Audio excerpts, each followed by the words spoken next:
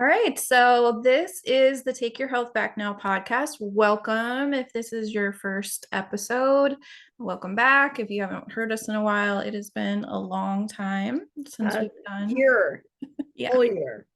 What Yeah, goes? it was, you know, changing locations and then getting the setup. And then we just had so much else going on with our business and our training and our coaching that we kind of let it slide. So this year, we really are trying to provide more resources for our audience, besides just in our member community.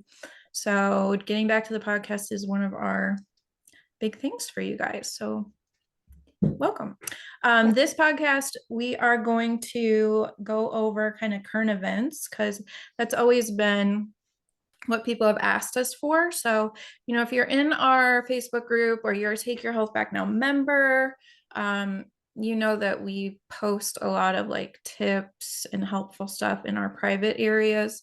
But this podcast is going to be more um, just general information, on how you can protect your health, but more like news and current events, that kind of stuff. So it's a little bit different than what we talk about inside our programming. Yeah. Well, we do, but it's more in depth. Yes. It's all the stuff that's happening right now, current events, but just that have to do with your health. Yes. Yeah. And we want you to have all this information and make the best choices with it for you, your life, your family, what works. But if you don't have the information, you can't be empowered. So we are in the business of empowering people. We're just passing this information along. We're happy to give links and details and more background information if you reach out to us about things.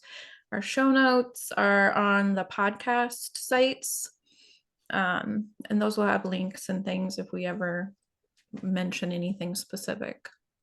Right. And, the goal is kind of to give you an like this particular podcast will just be an overview of all the stuff that is happening right now. Either this came out this last year or, moving into this year. But hopefully we'll give you enough information that then you can go research on it on your own. And just remember that nothing that we share is made up. This is not theory. This is not hypothesis. Everything we share is factual and real. And if you question it, you can go research it yourself. We, don't take our word for it, go research it. But we want to make sure because the way to be empowered moving forward and always is to have the information and then, but don't focus on all of these crazy, scary things. You just need to have the information and then focus on what you can do to, where you have control. That's what we always say, where you have control, and that's how you're empowered. If you focus on all of these crazy things that we're going to talk about, your wheels will just be spinning, and that's not going to help anybody. That'll be in disempowerment, fear mode. So don't get stuck there, but you have to know. You can't be an ostrich with your head in the sand. You've got to know so that you can take action, right? Right. Make choices. Be aware of the impacts that things are having on you and that you are having on things, all of Right. that. So, since we haven't done a podcast in so long, and this is kind of like our, new version, and there's been so much going on in the last year, and currently this episode is probably going to be long. Right. I mean, all of our episodes are generally long. We've done a couple where we try to keep them like little tidbits, but for us, we tend to just kind of get talking. It goes and goes. Right. So we'll try to keep this to an hour. If we go beyond that, we might split it up. But we're going to our plan is to do kind of an overview, touch on everything. And then in the coming episodes, we'll dive deep into the more important topics or the more current topics. So Try to focus on one at a time. yeah. Yeah. So this is kind of a big overview. And then you'll see in the titles of the following ones what we pick to do for the next couple of weeks. So this might be one episode. It might end up being two. So just forewarning you before you start listening, you might have to, pick it up on the next one. Right. And we just wanted to mention, always, if there is a risk, there must be a choice, Yeah. right? Always with everything. And right now there's so much that not only is there a risk, there is, it's just kind of sliding through without anybody knowing. There's no testing, there's no nothing. Right. So you have to know, and then you have to have that information so you can make a choice for Right. yourself. So remember that. And also remember, we talk about, if you listen to us, the cause is the cure. So really what is causing all of this sickness with people in our environment, all life really, is also the cure. If you address it and put your focus where you have control, that's also the cure. So, always remember those two things when we're talking about all of this. Yes. And just to, in case you've just come across us randomly or someone shared this with you, I'm Jenny Wise. This is Kendra Duquette. We run Take Your Health Back Now, which is, like we said, a health empowerment company. It's really foundational programming for getting your health and wellness in place and being empowered to keep that going lifelong. We also run the Preventative Health Institute, where we train preventative health practitioners who are the people that you work with when you go through the Take Your Health Back Now program. It's like your mentor, your practitioner, your coach to get you through, because that support's so important. Trying to change your entire lifestyle, get healthy after years of being unhealthy, stay healthy in our current environment. It's hard. Like if you don't have the support, a guide, a plan, a mentor, it's going to take you a really long time. It's going to take up all your time and all your energy and probably a significant amount of your money. So, working with someone that has that plan, has gone through that, has the experience, just shortens your timeline by so much. So that is what we do. You might be a member of our community, you might just be someone that follows us on social media and podcast, but I just want to put that out there since it's been so long. Right, exactly. And as you will see when we start talking, there's just so much now. Like, 15 years ago, you could research and really turn your own health around on your own. But now there's so much and it's happening so fast. I was thinking last night when we wrote this little book, for those of you that can see me, we wrote a book and we actually wrote it. All the information was in 2019. Yeah. And it's How to Live Healthy in Our Increasingly Unhealthy World. Take your health back now. It's a call to action. But the interesting thing was we wrote this, and then we had somebody that was, like our editor that actually wrote it, put it into the format and everything for us. And she did that. We had given all the information, and then she did that while she was locked down at the beginning of 2020. So it was super interesting. I was just thinking last night of how, we wrote this and it's so relevant to what is still happening now, but we had no idea what was going to be happening, so, and then we've done two other current event podcasts at the beginning of the years. Like we said, last year we took the whole year off. So this will be our third current event, but this was really the first one. So it's interesting how each year, as we do these current event broadcasts, how things are just keep rolling. But what I was thinking in this book, if you guys have read this book, we say we're at a tipping point. We're at the top of the mountain. We're right at that tipping point. And now where we are, this is like the snowball, the analogy of the snowball tips over the edge and starts rolling down. And it's gaining momentum. Well, we're 4 years into this, and it is rolling so fast at this point. It's hard to keep up. That's the point. So it's really hard to do this on your own. So we can just jump right into our list. Sounds good. Okay. So first of all, at the top of my list here is the Pandemic Treaty. So we've talked a lot about this. I think we talked about this the last couple of years. That was when they first were coming up with this. It is finally supposed to be voted on in May. So this is a huge pivotal moment. Whether this is actually voted into practice or not, most likely it probably will. Hopefully it won't, but we don't know. And so there have been many different amendments along the way since we first started talking about this. I Right. think And this the is just in ninth. case people don't know what you're talking about. Yeah. Since so a lot of people catch on to like local news or US news, but this is worldwide. Like this forum is voting to have global control of when they decide a pandemic or epidemic becomes a pandemic, they get to make those decisions. And then all of the countries that have signed on to this have to agree to do all the things that they say. So this is the World Health Organization. If this is passed, the World Health Organization will have the top say of if anything is a pandemic. That could even be a climate change pandemic. That could be anything.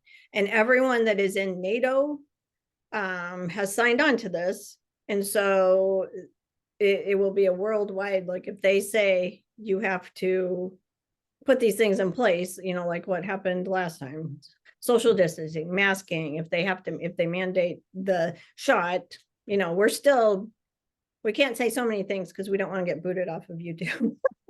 But whatever that might be, what they say, all of these countries will have to put into place. Right. And people will have to comply, So, I mean, during 2020, 2021, there was, state level, and then even in some places like city level, community level decisions being made. And that to me seems more accurate. Like the smaller the power, the more accurate it will be for the people in that group. If you can make at your town level decisions rather than federal level decisions on stuff like this, it's going to be more accurate to what the people want to do and what's going on in their environment. Where if we have someone just globally making the decisions and you have no control even at a federal level, it's kind of crazy. Right. And not only that, they can say anything is a pandemic, anything. At that point, we literally lose all control to this group. So anyway, you have to be aware of that. That is such a pivotal thing. I personally feel like this is the most pivotal thing that is happening right now overall, because this is going to change everything. And this is in this May. Yeah. So, we talk about the precautionary principle all the time. This is a good time to talk about the precautionary principle because you want to right now, and we don't know if this will pass. We don't know. But if you're precautionary principle, you're taking control of your own health. Right. You are getting as healthy as you can right now. You are making the decisions for yourself. Nobody's going to advocate for you besides you. And you're doing that, and that's empowering. And then whatever happens in May or moving forward, you're already, in the very best place you can be across the board. So that's our goal. You should be aware of this. I think it's on its final draft, which is why they're having their vote in May. So it shouldn't change much. You can go and look at it. Very long. So there are people who have kind of summarized it. Make sure if you're watching something like that you trust the source. But look into it, get your information, see what you can do, or just be aware. But what Kendra's saying is if you follow our ideas of foundational health, you choose to only put things in your body, in your home, in your environment that are safe instead of maybe it's safe, let's find out, and then go ahead with it. You'll be in the best position, whether it passes or not, to be able to deal with the fallout and repercussions, which may not happen for a very long time, or it may not pass at all. So, but it's still better to be prepared. Right. Exactly. And I was thinking this morning, it's kind of like what we're teaching you is you can ride the wave, right? Kind of like a Yeah. surfer, you're riding the wave. If you are not prepared, you're going to be pulled into the undercurrent and you're just going to Yeah. be, I mean, think about how that happens. You get pulled into the undercurrent, you have no control. You're being tossed around and whatever's happening. But if you're riding the wave, Yeah. completely different scenario. So That's a that, really good analogy or thank you. metaphor, whichever, because it is. If someone has said, "Hey, look out, watch the waves, and here's what you do when the wave comes," then you can do it and you can get on it and you can ride it. It's actually amazing. If Right. you're turned around looking at the shore and you don't even know the wave is coming and you have no skills to deal with that wave, it's awful. And it's the same wave that hits everyone. It's just how you react. Right. Yeah, and that's a good way to put it Yeah. too. How you react, how you are dealing with it. But that's huge. So really sit with that and think about it. Okay, so we have the If plan. you have never dealt with waves, maybe watch a Maybe video. you don't know. Maybe you've never lived in Florida like we have. But it is scary. If Yeah. you get caught unaware, it Mhm. hurts. I mean, it hits you like a ton of bricks. It pulls you under. You have no control there. It is the scariest feeling. Yeah. Been there, done that, pass. That's a ride the way. And riding waves is also amazing because Exhilarating. I mean, Yeah. the difference is just crazy how if you are prepared and you react well and you can like be on that wave and it moves you and you can glide and see, it's so cool. And you can also think about, we're going to go way over, by the way, I can tell, because we're Probably. getting sidetracked. But we talk about mindset all the time, and it's even that wave analogy is a mindset thing. So if you are caught in the fear and what could potentially happen, and this is so scary, you're going to be under the wave. You're going to have no control. Yeah. If you are in a mindset, of this is an exciting time to be alive, so much is coming to an end, I have full control, I have sovereignty over myself. Then you're riding the wave, and it's not, it's where your focus is too. It's where your mindset is. That makes a huge difference. So make sure, again, what we're going to talk about, don't put your focus there. You acknowledge it. You say, pass. I Yeah. do not You are consent. prepared. Yeah, but you are prepared. You prepare yourself, and then you can ride that wave. Yeah. Yeah, so we want to talk about the pandemic treaty. That's a big one. They just had a meeting in Davos this week. It may even still be going on, which kind of correlates with that. They're talking about disease X. So they're planning on disease X, which hasn't come yet. So just think about that. They're planning for it, potential disease X. They also did, if you think about, we talked about this before, but they did Agenda 21 or Event 201, sorry, Event 201 back in 2019. And it was preparing, they're just planning just in case there was something that happened. But if you go back and look at those videos, it literally, they told you what was going to happen, and then it rolled out exactly the way that it did.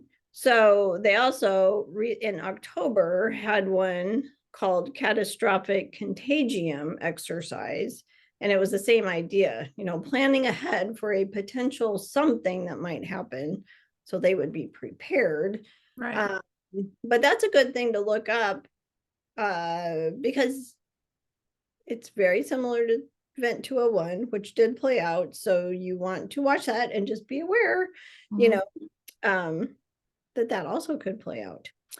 And And this it is kind of one of goes those along things with, that don't, if it really bothers you, don't get caught up on whether this is a theory on whether they planned it because it was going to happen or if they were being prepared, and trying to be safe, which is kind of questionable because people don't put money into things that aren't going to happen at that level anyway. Even if you don't know where that planning is coming from, it still plays out the same way. So if you're thinking, well, they're just being prepared and it's good to practice, it's still good to know these things because then you can be prepared and you can practice. right. You don't know And what in could our, oh, sorry, I didn't mean to cut you off.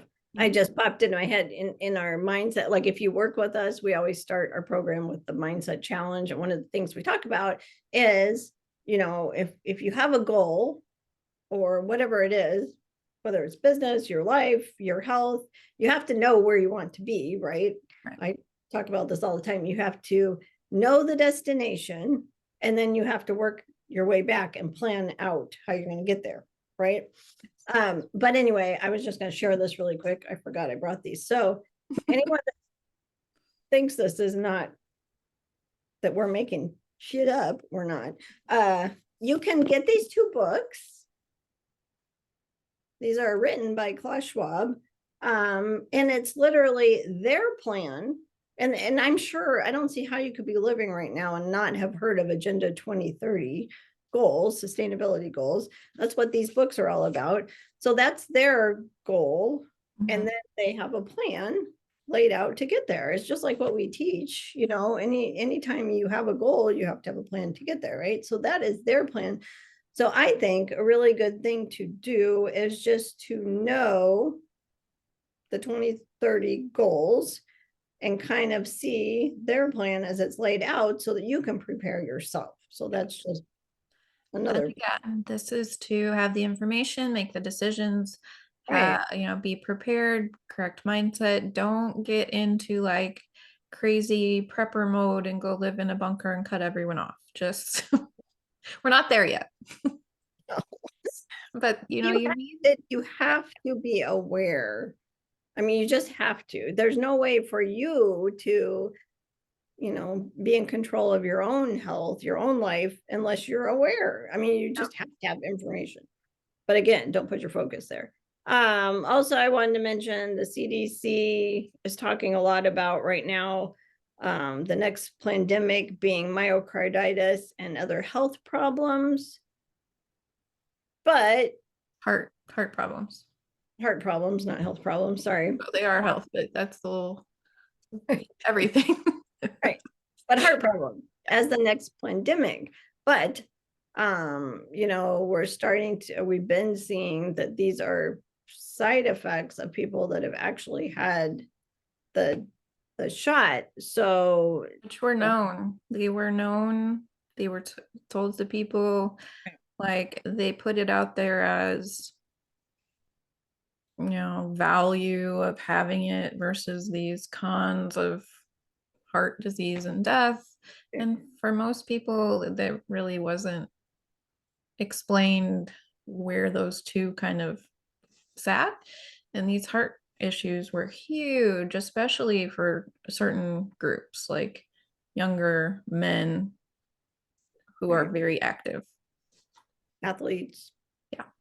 Yeah. Yeah. And that's a whole nother topic for sure. But that makes you think, right? And then also Pfizer bought Arena, which is a pharmaceutical company, in 2021. And what they do is they have medications that treat myocarditis and other heart ailments. So again, makes you think, right? So thinking, using your intuition. And then also another one that I didn't know until actually this morning, they also bought a company called Segan, and this in December. So this just happened. They just acquired that. But interestingly enough, Segan has cancer medications. Right. That makes you kind So of watching like these huge pharmaceutical companies, like Pfizer, if you watch where they are investing, because that's what they do, like these little tiny startups can't make it on their own. They're basically, their whole goal is to be bought by a bigger company because they can't fight or they can't compete in the market with them. So if you look where the giant companies are investing or bringing into the fold, that is where public health issues are going to be in the next couple years, depending on where the approval is for what they're buying. right. And not only big pharma, but just any any company that is projected to make a ton of Right. money moving forward, like synthetic biology, nanotechnology, bioengineering, Yep. data, all of these things.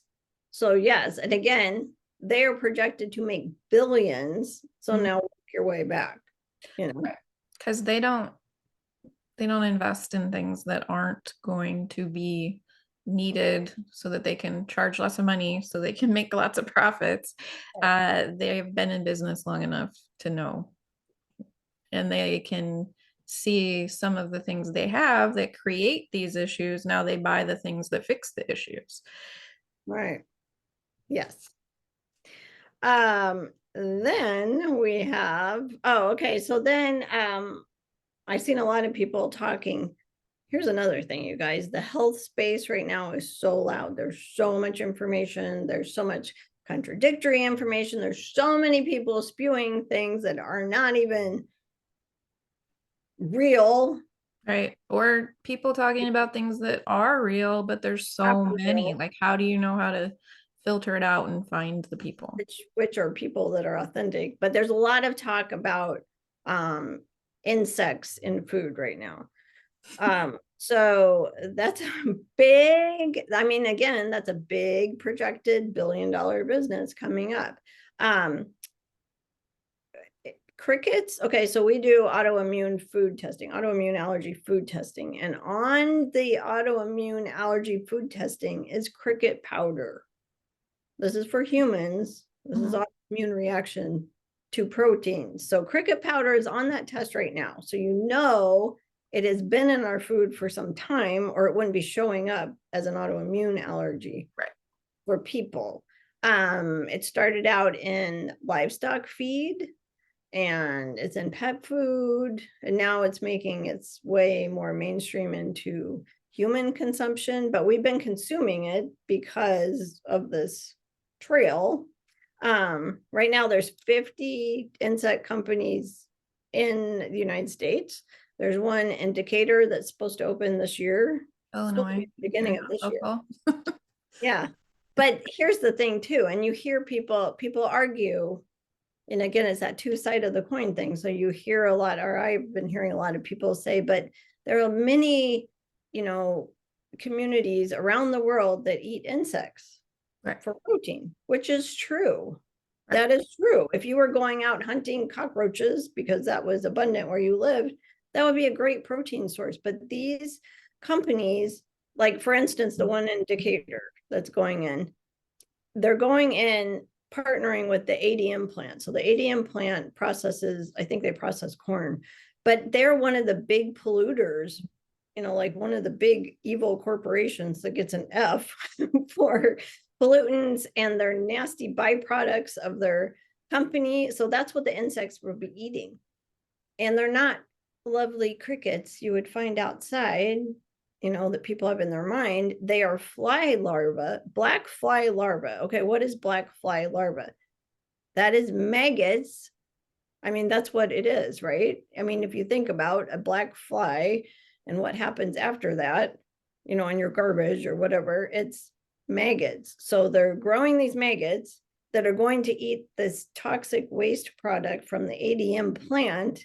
And the whole thing, if you look it up, they spin it and it sounds lovely and it's all sustainable goals and for the environment. And they make it sound really pretty and green and happy, but it's not. It's these maggots eating this toxic waste, and then they dry them out, and then they put hexane on them to decimate them, and then they do some other processing, and then it ends up in our food. Like everything about it is Right.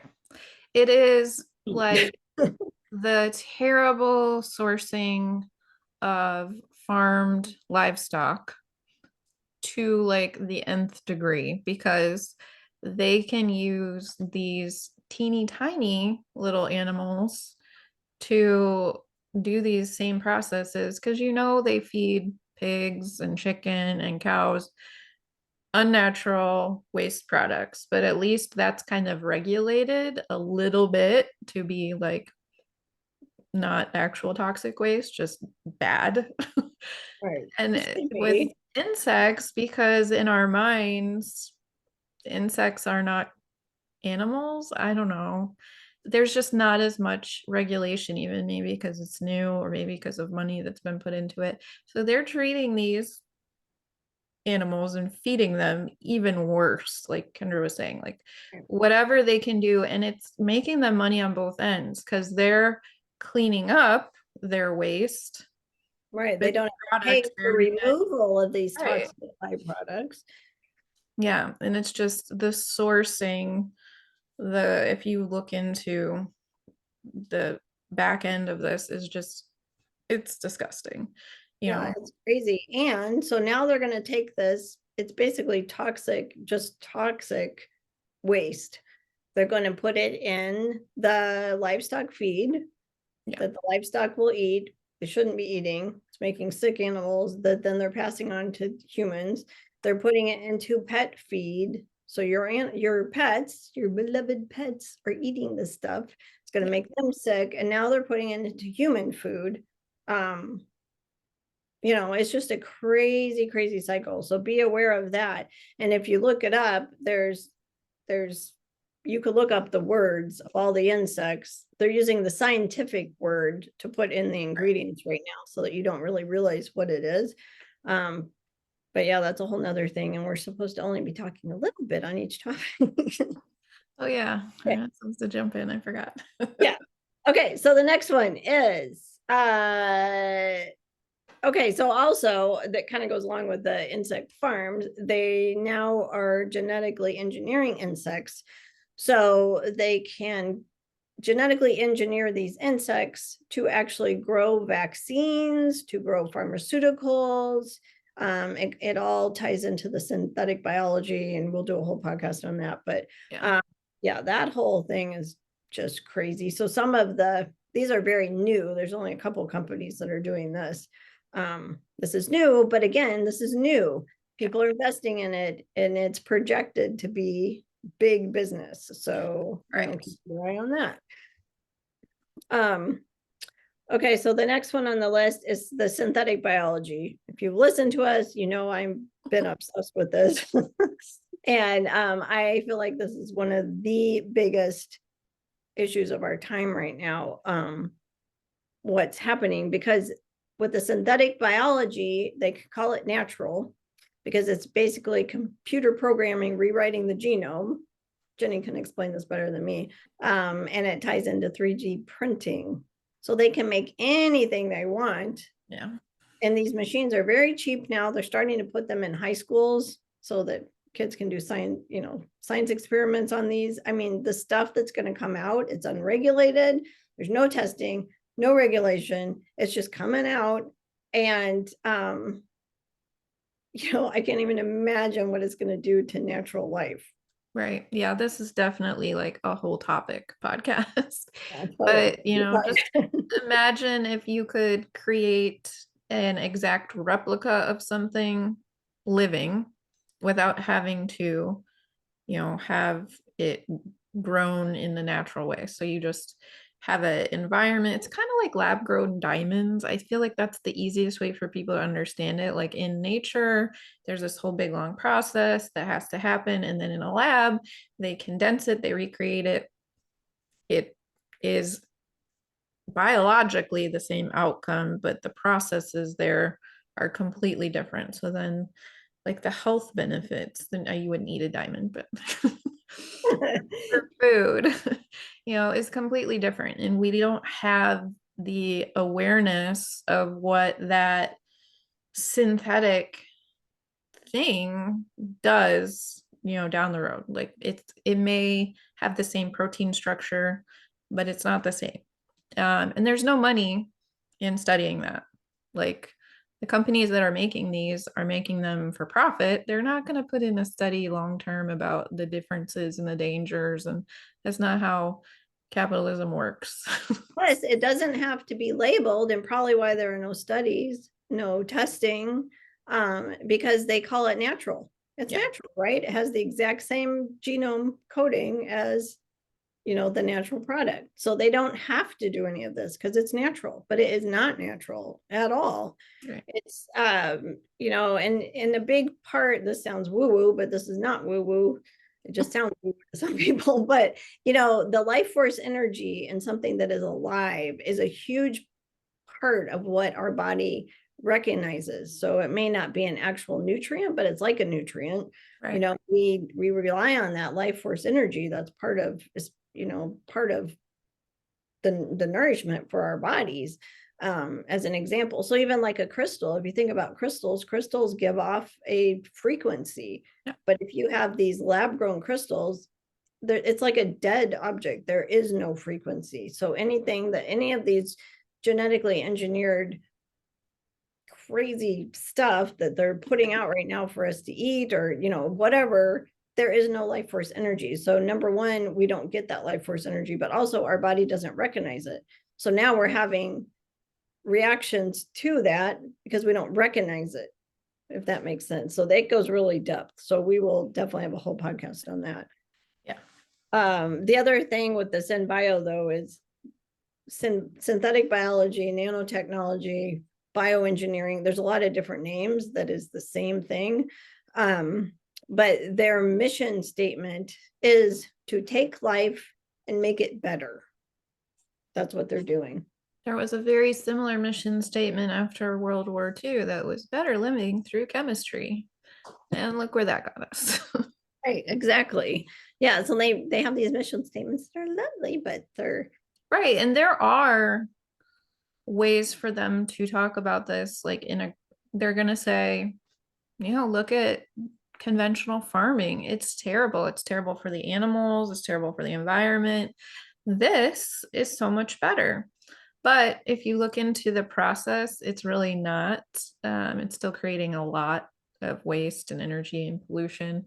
And then there are these terrible side effects for humans that we don't know about yet. So they're good at spinning the positive and not really talking about any negative, because there's no proof for the negatives yet. So don't get tricked into labeling, whether right. it's on a package or in an article or a trend. Like those buzzwords, climate change and carbon neutral and sustainable, you got to really check those out.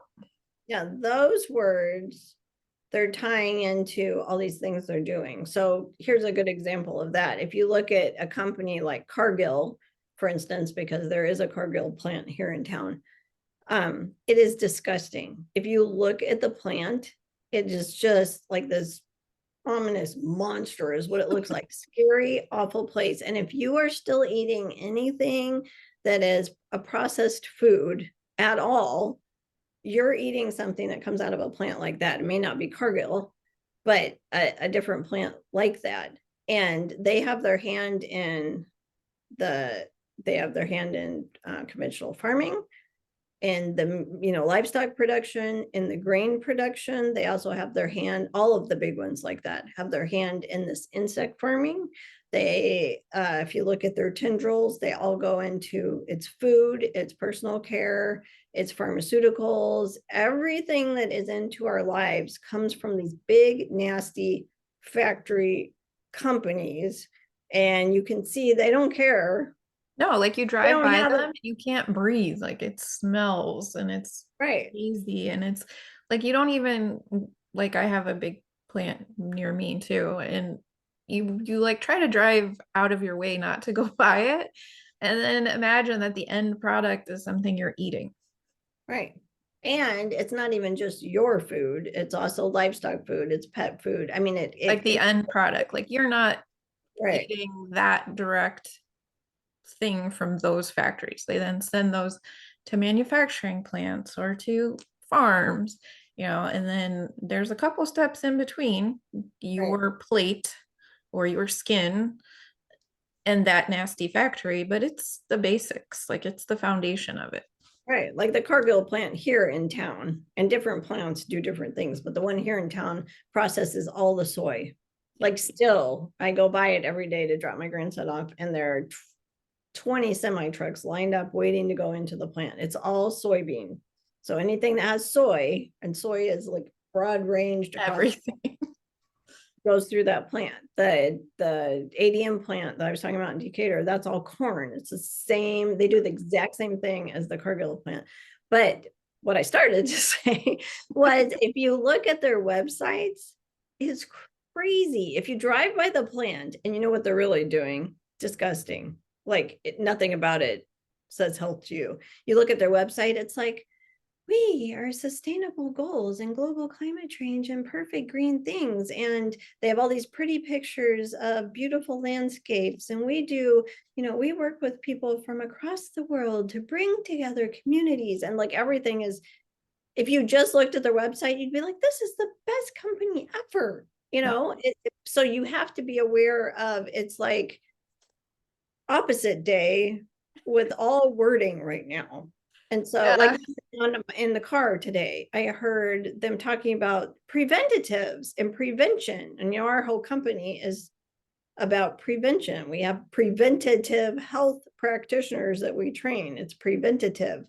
But what they call preventatives is vaccines and these medications and all of invasive surgeries. Let's just do a mastectomy because your great grand aunt had chop it all off, chop it out. I mean, all of that's preventative, but the real preventative is being in control of your health and doing all the things to make yourself as healthy as possible to avoid that stuff. Right. So words this year are also very important. So listen and then use your discernment and your common sense to, just to weed that out. That's a big one. Don't take anything at face value at this year. No, for sure. And more than ever, just, like even listening to this podcast, listen to our podcast and listen to what we're saying, and then use your intuition. And if it resonates with you, move forward with what we're saying. Everything you have to listen to your intuition. Things have to resonate with you. Don't just go blindly following somebody, us included, because that's how you're empowered. Exactly. Because it resonates with you. Now you are taking action. If you are just giving your power away to someone else, believing what they say, doing what they say, that's total disempowerment. Yeah. So that's really big this year. Let's see what else. Okay. Lab grown meat was approved this year for human. Yeah, actually, I'm a little more optimistic on this than I was a couple months ago because people are not buying in. The people aren't buying in. Yeah. No, like people have, at least on this topic, used their intuition, looked into it, seen how awful it is, and it's not going as well as these industries thought it would. Like they put a lot of investment into this, and the general public has not bought in. They're probably, because of that, there will be a big push. There will be a lot of marketing on how good it is, but people, as of right now, it's showing that people they don't want it. Right. But as far as like the food and things like that, people are just unaware. And the synthetic biology, you don't even know. Like there's no labeling. Right. There's the lab grown meat is one that they've done so much marketing and advertising on it. Something people are like, no, and they like, I feel like they took this is so great and it's, better for, there's no animal, it's more humane, it's good for the environment. Like they push that side that people are aware of it, where things like regular synbio foods and like impossible meats and insects, people aren't as aware. Right. So they're just the lab grown meat though. And plus lab grown meat. I know that was a bad name. Doesn't sound very delicious. Right. It doesn't sound good. Although they're calling it. So right now, as far as I can research, they've only released it into some of the very fanciest restaurants. There's very little real world application for it that's been approved in our country so far, but the ones that have been there's not a demand for it. No, and there's a lot out there on the internet saying that it's in McDonald's and it's in fast food and stuff. It's not right now, because they released it, and that was actually a good marketing play to release it only in the very finest 5-star restaurants in the country. because then it makes it sound like it's Right. only accessible to the people that have a lot of It's money to spend. exclusive, and there's this fear of missing out, and people will clamor for it, but that hasn't happened so far. Right. So we'll see how it goes this year. Keep an eye on the marketing around it. Yeah, and they're not going to label it as lab grown meat. So once it does make it into the like the supermarkets or whatever, it's cultivated meat is the wording that they're right now going to put on it, cultivated. So keep that in mind. What's next? Oh, and I was just also going to say that it lab grown meat is also 3D printed meat. If you look into how they make it, it's Yeah, just it's essentially the same thing. it's disgusting. It, Okay, so right now, wheat, the majority of people are having a reaction to wheat right now. Like in our testing, everything we do, we've talked about this a million times, but everything we do is based on clinical results, right. research-based results. Nothing is made up or theorized with what we do. So everything, when we work with clients, it's all based on this research. And what we've seen in our research and the people are seeing across the board is the majority of people are now reacting very badly to wheat. But people tend to think that wheat is GMO, which wheat is not a GMO crop. It's just that it's desiccated straight out with glyphosate. Right. So the things that they put on it, Right. terrible and toxic, and some of those might be GMO insecticides or pesticides, but the wheat itself has never been a GMO crop. And that is like one of those things that people think, and I don't know why. Not that Because it matters because and it's everything, terrible. corn and soy are GMO, Yeah. and everything, and wheat isn't everything, but it's not GMO. But they have come out with a new GMO wheat, and right now it's only available in Europe.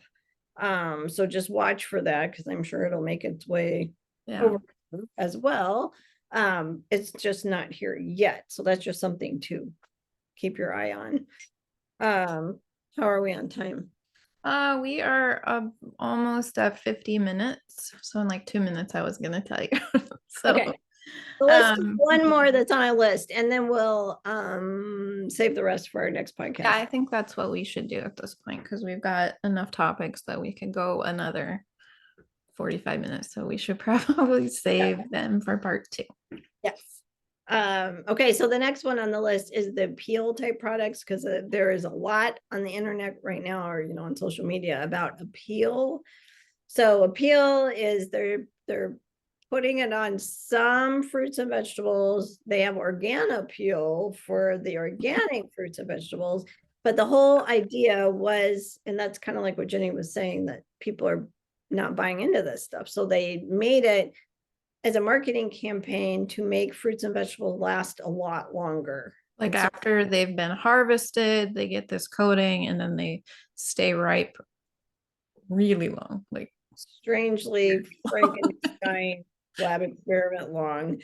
But people are starting, people are not wanting it. But the thing is, I keep seeing everybody talking about appeal and, avoid appeal and this and that. But here's the thing with this synthetic biology, appeal is just one company. yeah, And also Bill Gates was a big, donator for that. And so that's another reason why people are talking a about donator. He's not giving us money. He's an investor. He's getting money back. investor. Donator was not the right word. He doesn't donate anything. But anyway, but just because he was an investor for that, it's all over the place. But there are lots of different companies putting out the exact same type of product as Appeal, but you can't, it's not labeled. Appeal Right. just went to label it because they thought people would want it. Right. It was It's not required to have a little sticker to say this apple is coated with a peel, and so you can grab it and keep it in your house for a month and we'll never have to go to the grocery store again. That's what they thought. They thought people, one of the big pain points about buying healthier meals, so produce, local produce, is that it doesn't last that long. So you have to weekly meal plan. Really, you shouldn't have produce unless it's like root vegetables that last a lot longer than that. So that was their solution. Hey, we've got this product that we can spray on stuff. It's not really regulated. It's not required to be labeled. So let's market it so people know. And they thought that that would increase sales, like letting people know. There's lots of other companies that have very, very similar product that's on fruit and vegetables, your produce, that they're not telling you. It's just saving them money. Right. And another thing to think about with this is, so with organic produce, they cannot use, pesticides and things like that on organic produce. But now they have, using the synthetic biology pesticides, like Appeal is a registered pesticide. If you look at the patent, it's registered Because it stops the fungus, I think, that causes. pesticide, kills life. Anything with the word "c" or the suffix "side" on the end of it means kills. Yes. So, but remember, none of those with "side" on the end can discern between what kind of life. So yeah, that kills fungus.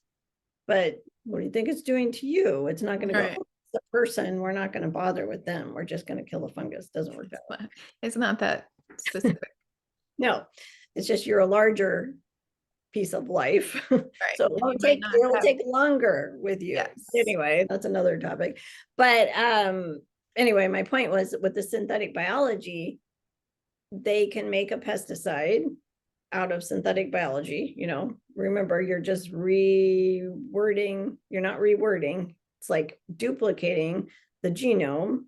And so because it's just this duplication, whatever their crazy reasoning is, they can put it on organic produce, and they are putting it on So organic basically, produce. in the last handful of years, there have been a lot more products that can be used in labeled organic foods. Like prior, they could use natural substances, on their farms, on their foods to help, and some of those would be considered pesticides. Like if put down nitrogen, it does something, it stops things, it improves things, but it's, pretty normally found in nature, so it's approved, that kind of thing. But now with all these new technologies that we know very little about, there is just a huge amount of things that